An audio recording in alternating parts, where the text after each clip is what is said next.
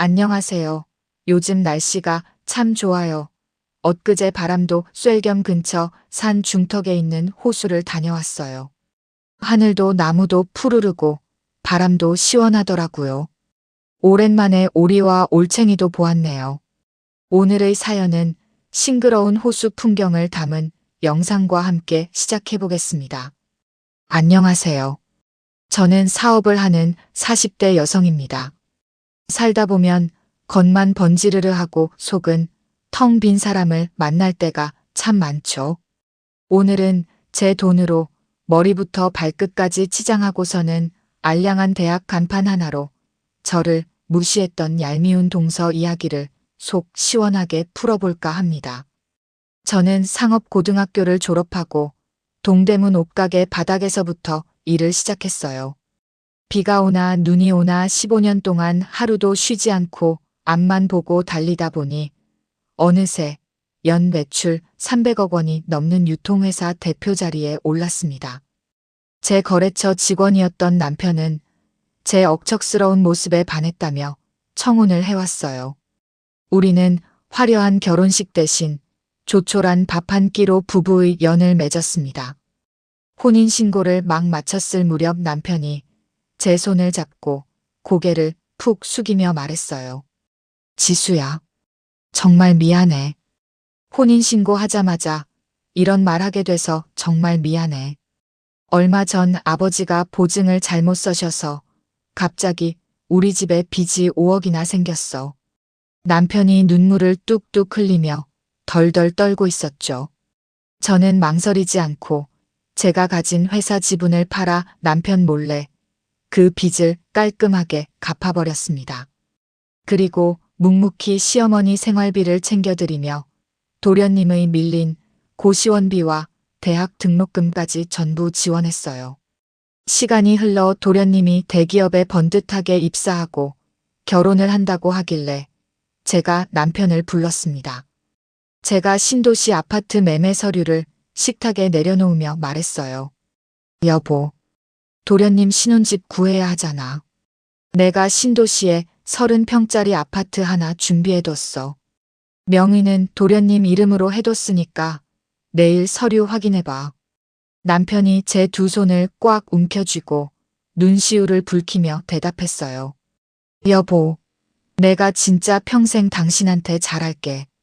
우리 가족 다 당신 덕분에 산다. 정말 고마워. 민준이한테는 당신이 집 사줬다고 꼭 말할게. 아니야, 어머님이랑 도련님한테는 절대 비밀로 해. 가족끼리 돈으로 유세 떠는 거 아니지. 그냥 당신이 그동안 모은 돈으로 사줬다고 해. 그렇게 우리 부부는 언제나 새로운 마음으로 하루하루 성실하게 살았어요. 저도 회사 규모가 커졌다고 겉멋 부리지 않고 매일 똑같이 작업복을 입고 현장을 챙겼죠. 시어머니도 겉으로 티는 잘 안 내셨지만 며느리인 저를 참 많이 아껴주셨어요.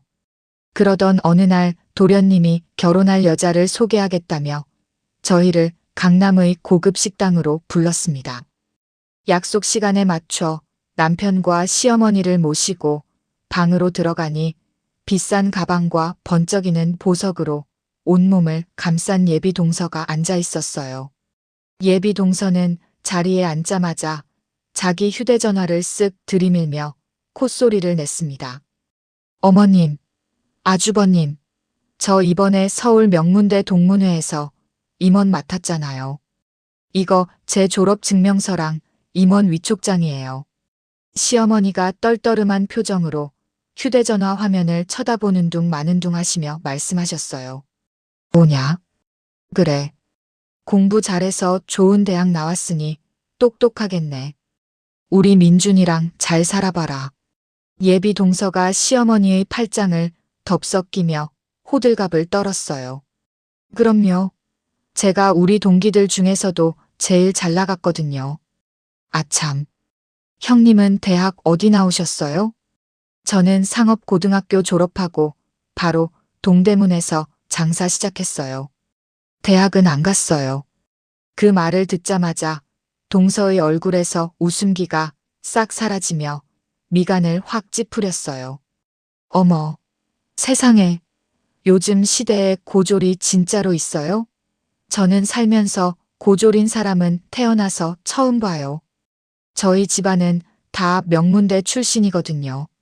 동서의 무례한 발언에 식사 자리는 순식간에 찬물을 끼얹은 듯 차갑게 얼어붙었고 도련님이 얼굴이 새빨개져서 어쩔 줄 몰라 하며 허둥댔습니다. 남편이 주먹을 꽉 쥐고서 도련님을 향해 낮고 엄한 목소리로 말했습니다. 민준아, 재수 씨한테 한마디 해야 하는 거 아니니? 듣기가 매우 불편하구나. 도련님이 쩔쩔매며 동서의 허벅지를 툭 치며 다급하게 속삭였습니다. 미나야, 형수님 앞에서 말 조심해. 형수님이 우리 집안 기둥이셔. 기둥은 무슨, 내가 틀린 말했어? 고졸은 고졸이지. 수준 안 맞아서 정말 큰일이네.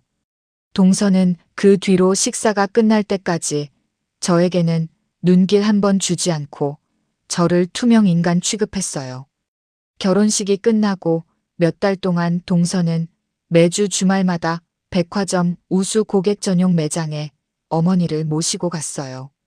어머님, 이거 백화점 제일 높은 등급 고객들한테만 주는 최고급 영양 크림이에요. 제 명문대 동문이 이 화장품 회사 임원이거든요. 형님은 하루 종일 먼지 구덩이에서 일하시느라 이런 게 뭔지도 모르실 테니 저라도 어머님 고운 피부 챙겨드려야죠. 콧소리 내며 애교를 부리는 동서에게 어머니는 손등을 거칠게 닦아내며 퉁명스럽게 대답하셨어요. 아이고, 지수는 돈 버느라 바빠서 그렇지 나한테 얼마나 잘하는데. 알지도 못하면서 쓸데없는 소리 하지 말고 넌 네 살림이나 똑바로 신경 써라. 동서는 가족 인터넷 대화방에도 매일같이 비싼 식당에 가거나 요트를 타는 사진을 올리며 은근슬쩍 상업고등학교 출신인 저를 깎아내리는 긴 글을 올렸습니다. 사람은 거칠애보다 속이 꽉 차야 하는 법이다. 네 남편 뼈 빠지게 돈 버는데 허튼데 돈 쓰지 말고 알뜰하게 살아라. 어머니가 가끔씩 알아들으라고 말씀하셨지만 동서는 들은 척도 하지 않았어요. 동서는 오히려 외국에서 수백만 원짜리 화려한 대형 조명 장식을 몰래 사들여 기어코 시댁 거실 천장에 그 거대한 조명을 떡 하나 달아버렸어요. 이민아, 도대체 이게 무슨 돈이야? 우리 형편에 천장에 다는 조명을 수백만 원이나 주고 사는 게 말이 돼? 도련님이 조명 장식 할부금 청구서를 거실 바닥에 집어 던지며 소리쳤습니다. 이게 다 내 인맥 유지하려고 수준 높은 윗분들 초대할 때 보여주려고 산 거잖아. 당신 쥐꼬리만 한 월급 탓은 안 하고 어디서 큰 소리야. 동서가 팔짱을 끼고 도련님을 매섭게 쏘아보며 맞받아쳤어요. 형수님이 집까지 다 사주셨는데 이제 우리도 돈을 모아야지. 계속 이렇게 사치를 부릴 거야? 도련님이 머리를 감싸주며 괴로워했습니다. 아주버님이 돈 버는 재주가 좋아서 자기 친동생 집 하나 사준 게 뭐 대수라고 그래? 형님은 어차피 고졸이라 아주버님이 번 돈으로 떵떵거리는 거 뻔히 아는데 진짜 쪼잔하게 굴지 마. 저는 동서의 얄미운 행동에도 대꾸하지 않고 새로운 사업 준비에만 묵묵히 매달렸어요.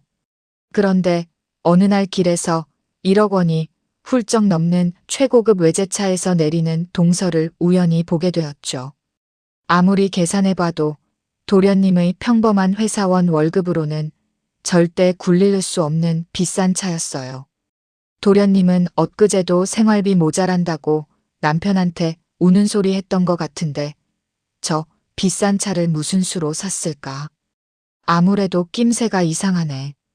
저는 조용히 동서가 인터넷에 올린 비싼 가방 영수증과 외제차 구매 사진들을 전부 제 휴대전화에 저장했습니다. 동서의 비정상적인 씀씀이가 결국 우리 가족에게 끔찍한 피해를 줄 것이 뻔했기에 저는 차분하게 반격할 무기를 준비했어요. 명절 전날 시댁 주방에서 음식 준비를 하던 저는 앞치마 주머니를 열고 두툼한 서류 봉투 하나를 꺼내 들었습니다.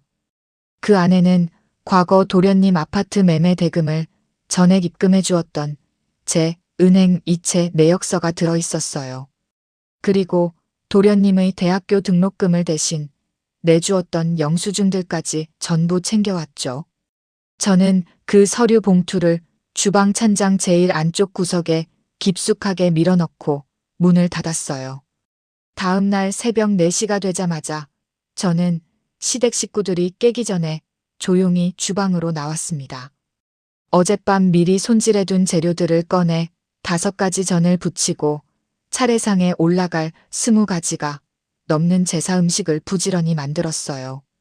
새벽 6시쯤 어머니가 홀로 제사 음식을 준비하는 저를 보시더니 혀를 끌듯 차시며 소매를 걷어붙이셨어요. 아이고, 지수야. 힘들지, 가타이자. 그 나물은 내가 버무릴게, 놔줘라. 그 망할 철딱서니 둘째는 어제부터 전화기도 꺼놓고 콧배기도 안 비치냐? 당장 민준이한테 전화해서 오라고 해라. 어머니가 씩씩거리며 식탁 위 휴대전화를 집어들며 소리치셨습니다. 제가 어머니의 휴대전화를 식탁 위에 뒤집어 놓으며 부드럽게 웃어 보였어요. 어머니, 명절 아침부터 혈압 올리지 마세요. 음식 다 해가니까 굳이 동서 안 불러도 충분해요. 제가 어머니의 어깨를 주물러드리며 상황을 부드럽게 넘겼습니다. 너는 속도 참 좋다. 형님 혼자 뼈 빠지게 고생하는데 얄미워서라도 내가 가만히 못 둬. 아침 8시쯤 되자 제사상 준비가 끝났습니다. 어머니가 제 손을 꼭 잡고 거실 창가 쪽 탁자로 저를 데려가 앉히셨어요. 어머니가 안방 금고에서 꺼내오신 낡은 가계부 한 권을 제 2손에 조심스럽게 쥐어주셨죠. 이게 뭔지 아니? 네가 우리 집 살려준 기록이다. 네가 그동안 우리 집안 살린 거 내가 다 기록해 두고 매일 들여다본다. 너 아니었으면 우리 식구들 다 길거리에 나앉았을 거야. 내가 평소에 무뚝뚝해서 며느리한테 고맙다는 말 한마디 제대로 못했지만 내 평생 널 우리 집안 은인으로 생각하고 산단다. 정말 고맙다. 제가 어머니의 거친 손을 마주잡고 환하게 웃으며 대답했어요. 어머니, 그런 말씀 마세요.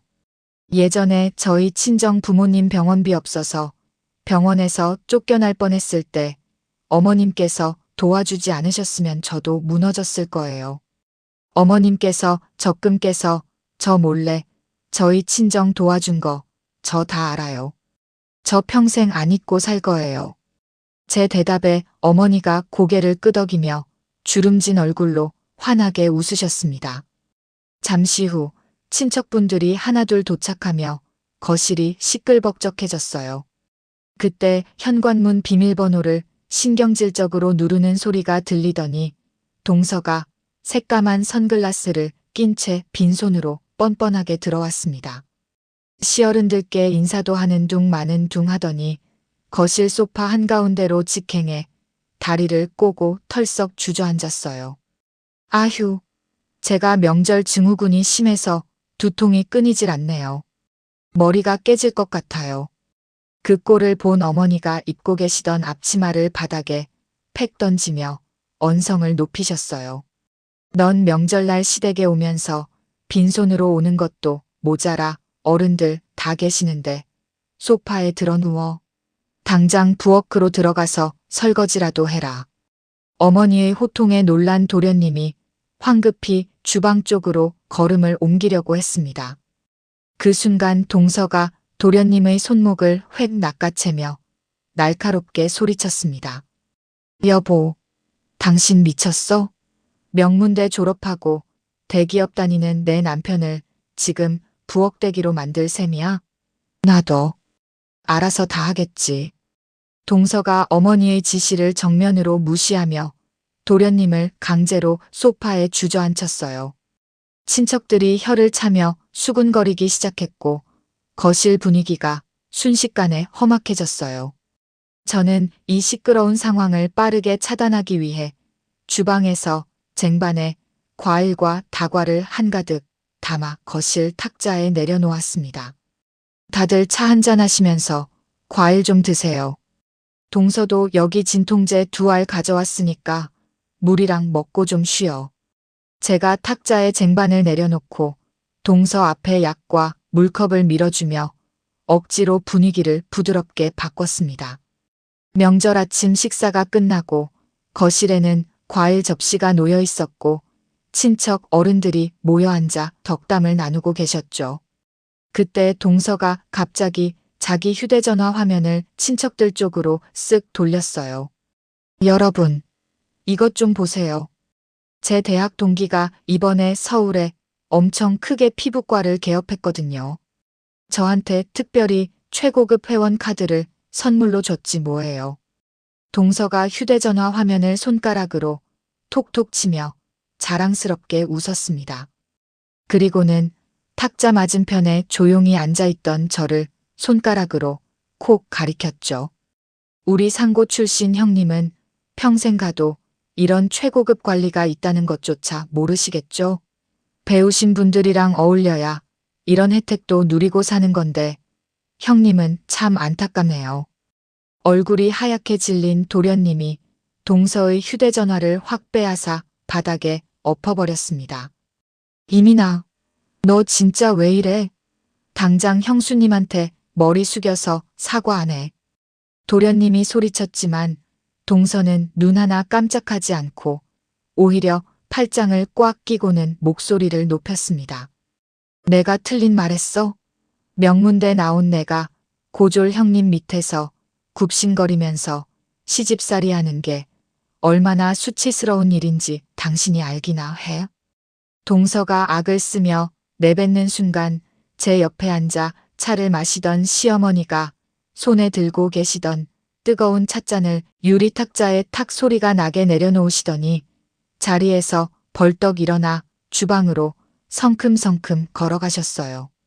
잠시 후 어머니는 제가 찬장 구석에 숨겨두었던 두툼한 서류 봉투를 챙겨오셨죠.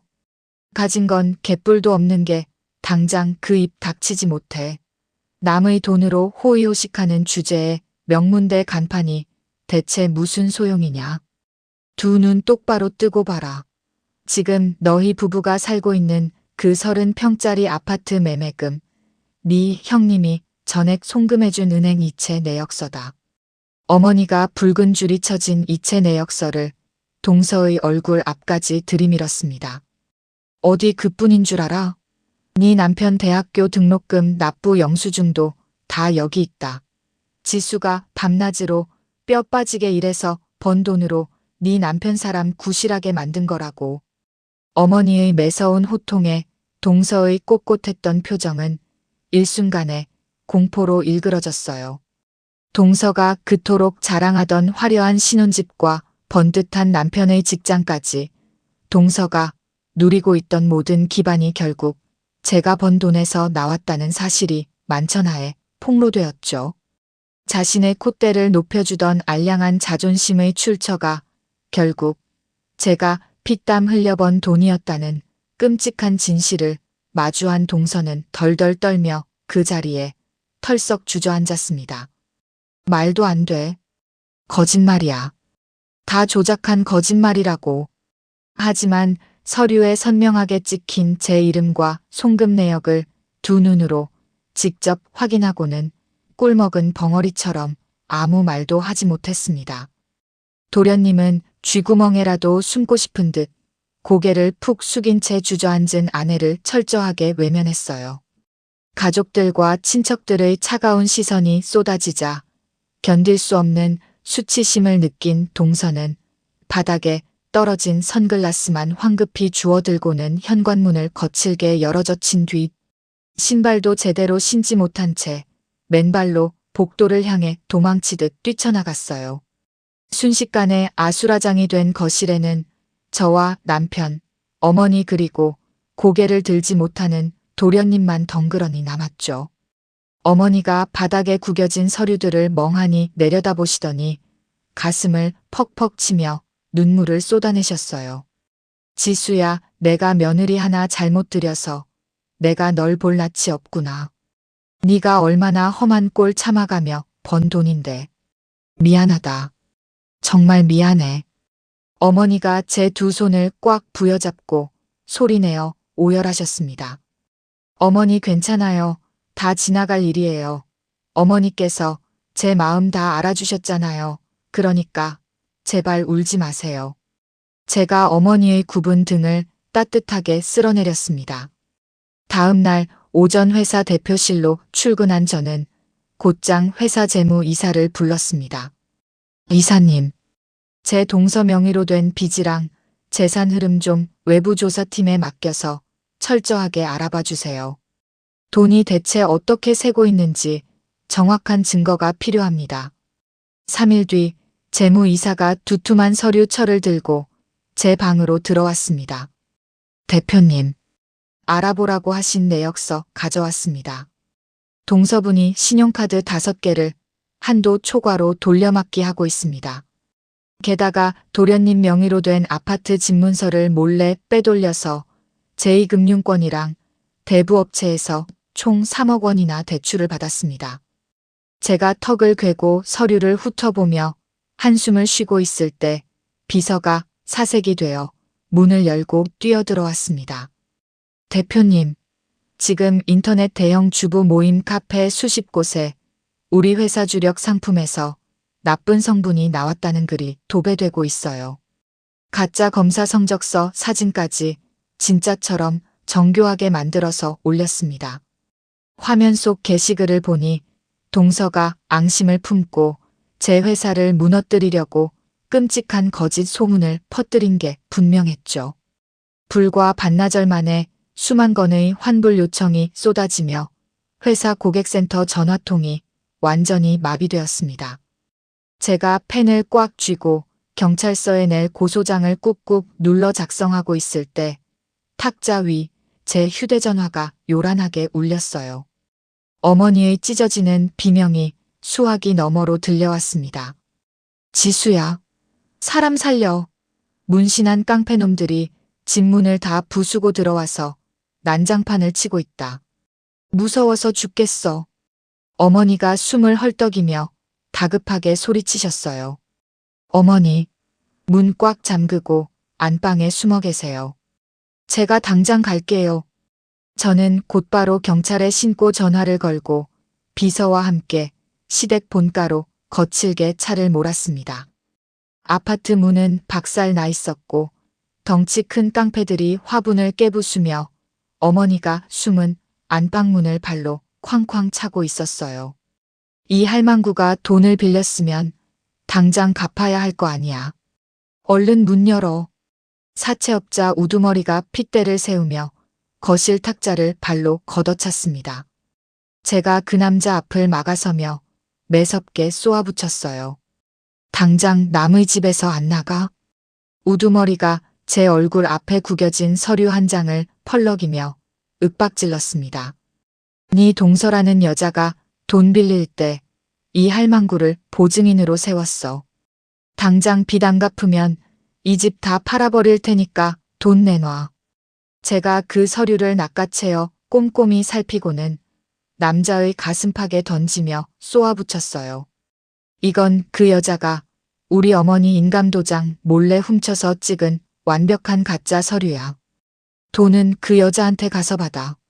바로 그때 아파트 복도에 경찰차 사이렌 소리가 요란하게 울려 퍼졌습니다.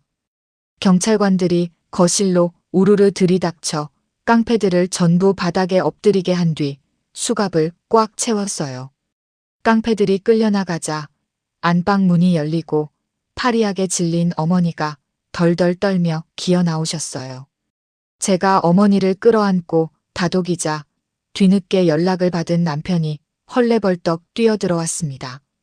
여보, 어머니 당분간 모시고 우리 집으로 가 있어. 나는 밖에서 일 좀 마저 해결하고 갈게. 저는 남편의 손에 어머니를 맡기고 곧바로 뒤돌아 밖으로 나왔습니다. 그리고 거짓 소문을 퍼뜨린 동서의 꼬리를 잡기 위해 저는 예전부터 알고 지내던 K물류그룹 박 회장님께 급히 전화를 걸었어요.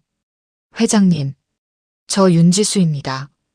저희 회사에 악의적인 소문이 퍼졌는데 회장님 회사 컴퓨터 보안 전문가들 도움을 좀 받을 수 있을까요? 전화를 끊고 며칠 뒤 K물류그룹 박 회장님이 비서진을 대동하고 제 회사 대표실로 직접 찾아오셨어요. 과거 박 회장님 회사가 자금난으로 무너질 뻔했을 때 제가 비어있는 큰 컨테이너 창고를 조건 없이 공짜로 빌려달인 적이 있었거든요. 윤 대표, 내가 우리 회사 컴퓨터 보안 전문가들 싹 다 풀어서 그 나쁜 소문 낸 놈 위치 추적을 끝냈어. 경기도 외곽에 있는 허름한 모텔 안의 인터넷 공유기로 그 가짜 글들을 올렸더군. 제가 자리에서 벌떡 일어나 허리를 깊이 숙여 인사했습니다. 회장님, 바쁘신데 이렇게 직접 찾아와 주시고 정말 감사합니다. 이 큰 은혜를 어떻게 다 갚아야 할지 모르겠어요. 어허, 이 사람아, 은혜는 내가 먼저 입었지. 윤 대표가 아니었으면 우리 물류그룹은 그때 길거리에 나앉았어. 그리고 내가 우리 회사 인터넷 게시판에 윤 대표 물건은 내가 전부 책임지고 보증한다고 글을 떡하니 올려놨어. 아, 맞다. 수십억 원어치 대량 구매 계약서도 방금 결제 끝냈으니까 위약금 같은 돈 걱정은 절대 하지 마. 윤 대표는 끄떡없을 테니까 기운내. 저는 그렇게 박 회장님이 건네주신 확실한 증거 자료를 경찰에 넘겼습니다. 몇 일 뒤 경찰에서 곧바로 악성 소문은 전부 조작한 가짜 내용이라고 공식 발표를 했습니다. 이 일을 계기로 방송국이 취소했던 대형 홈쇼핑 방송도 화려하게 다시 시작했고 저희 회사는 오히려 위기를 딛고 물건을 3배나 더 많이 파는 엄청난 신기록을 세웠어요. 회사의 모든 업무가 완벽하게 정상을 되찾자마자 제가 고용한 사설탐정에게서 다급한 연락이 왔습니다. 대표님, 지금 동서분이 숨어있는 모텔에서 남편분 이름으로 가짜 인감도장을 파서 또 대포폰으로 사기 대출을 받으려고 브로커를 만나고 있습니다. 저는 퇴근하자마자 술에 취해 폐인처럼 지내던 도련님을 끌어내어 제 차 뒷좌석에 억지로 밀어 넣었습니다. 그리고 사설탐정이 알려준 경기도 외곽의 외진 모텔로 거칠게 차를 몰았어요. 마침 모텔 좁은 골목 구석에서 동서가 수상하게 생긴 남자에게 도련님 이름이 적힌 종이와 위조 도장을 넘기는 광경을 보게 됐죠. 제가 뒷좌석 문을 벌컥 열어젖히며 도련님의 어깨를 강하게 흔들었습니다. 도련님, 제발 정신 차리고 저기 두 눈 똑바로 뜨고 봐요. 지금 동서가 도련님 이름으로 사기 대출 받으려는 꼴을 똑똑히 보라고요. 도련님이 비틀거리며 차에서 내려 그 참담한 광경을 지켜보더니 차 문을 꽉 부여잡고 짐승처럼 엉엉 울음을 터뜨렸습니다. 저 여자가 진짜 미쳤나 봐요. 형수님이 뼈 빠지게 벌어서 사준 우리 집 날려먹은 것도 모자라서 이제 우리 어머니 노후 자금까지 싹 다 털어먹으려고 작정을 했어요. 도련님이 눈물을 훔치며 주먹으로 차창을 쾅쾅 내리쳤습니다. 저는 미리 연락해둔 경찰관들과 함께 여관방 문을 발로 거칠게 부수고 안으로 들이닥쳤습니다. 싸구려 침대 위에는 가짜 도장과 엉터리 대출 서류들이 어지럽게 널브러져 있었고 동서와 브로커는 사색이 되어 구석에 웅크려 있었죠. 경찰관들이 동서와 브로커의 팔목에 덜그럭거리는 수갑을 단단하게 채웠습니다. 도련님이 바닥에 침을 뱉으며 회사 법무팀을 통해 꼼꼼하게 준비해 온 서류 뭉치를 꺼내 동서의 얼굴에 냅다 집어 던졌어요. 이민아, 이혼 소장하고 접근 금지 신청서야. 내 돈 단 한 푼도 재산 분할 못 해줄 테니까 맨몸으로 당장 내 눈앞에서 꺼져버려. 그제야 상황을 파악한 동서가 무릎을 꿇고 바닥을 기어와 제 바짓가랑이를 부여잡으며 눈물 콧물을 흘렸어요. 형님, 제가 진짜 제정신이 아니었어요. 제가 다 잘못했어요. 한 번만 용서해 주세요.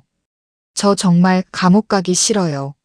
제가 동서의 더러운 손을 매몰차게 쳐내며 가방에서 빳빳한 종이 한 장을 꺼내 동서의 코앞에 바짝 밀어붙였어요. 이건 내가 우리 회사 물건에 장난쳐서 입힌 영업방해랑 명예훼손 피해액 30억 원을 갚으라는 소송장이야. 감옥에서 평생 썩으면서 네 힘으로 뼈 빠지게 이 돈 갚을 생각이나 해. 경찰관들이 축 늘어진 동서의 양팔을 거칠게 잡아 끌고 나가 좁은 경찰차 뒷좌석에 억지로 구겨 넣었어요. 동서는 엉망이 된 머리를 흔들며 창문에 얼굴을 비비고 악을 썼지만 경찰관이 경찰차 문을 아주 매정하게 닫아버렸습니다. 제가 멀어지는 경찰차 꽁무니를 보며 벌벌 떠는 도련님의 등을 다독였습니다. 도련님, 이제 다 끝났어요. 썩은 살은 도려냈으니까 새 출발할 준비예요. 그렇게 반년이라는 시간이 훌쩍 지나 쾌청한 가을 오후가 되었습니다. 사문서 위조와 업무방해 혐의로 재판에 넘겨진 동서는 결국 징역 3년의 실형을 선고받았어요. 엄청난 손해배상금과 사채 빚을 혼자 다 떠안게 된 동서는 감히 항소할 엄두조차 내지 못하고 그대로 감옥에 들어갔습니다. 그동안 폐인처럼 지내던 도련님은 홀가분하게 이혼 도장을 찍은 뒤 대기업 기획팀 팀장으로 특진까지 했어요. 동서가 친 대형 사고를 수습하며 뼈저리게 반성한 도련님은 매일 밤늦게까지 야근을 자처하며 예전의 성실한 모습을 완벽하게 되찾았습니다. 모든 소란이 정리되고 평화를 되찾은 주말 오후 어머니가 우리 부부와 도련님을 새롭게 단장한 시댁 본가로 부르셨어요. 거실 한가운데 놓인 커다란 상 위에는 어머니가 직접 핏물을 빼고 끓이신 갈비찜과 오색전이 산더미처럼 쌓여 있었죠. 지수야, 고기 식기 전에 얼른 밥 위에 얹어서 먹어라. 요즘 회사 키우느라 살이 쏙 빠진 것 같아서 내 마음이 다 아프다. 어머니가 김이 모락모락 나는 갈비찜 큰 덩어리를 제 밥그릇 위에 툭 올려주셨습니다. 다 같이 배불리 식사를 마친 뒤 어머니가 안방에서 나무로 만든 작은 상자를 조심스럽게 들고 나오셨어요. 어머니가 그 상자를 제 앞으로 쓱 내미시며 아주 단호한 목소리로 선언하셨습니다. 지수야, 이거 열어봐라. 내 통장이랑 우리 집안 인감도장이다. 이제부터 우리 집안의 모든 권한과 결정권은 첫째 며느리인 너에게 전적으로 맡긴다. 제가 놀라서 상자를 뒤로 살짝 밀어내며 손사래를 쳤어요. 어머니, 제가 이런 걸 어떻게 받아요? 어머니가 가지고 계시면서 편하게 쓰세요. 아니다. 네가 우리 집 든든한 기둥인데 당연히 내가 맡아야지. 나는 이제 두 다리 뻗고 편하게 쉴 테니까 네가 관리해줘. 옆에 가만히 앉아있던 도련님이 갑자기 자리에서 벌떡 일어나더니 제 앞에서 허리를 90도로 푹 숙였어요. 형수님, 제가 진짜 바보 천치같이 살았습니다. 뼈아프게 반성했어요.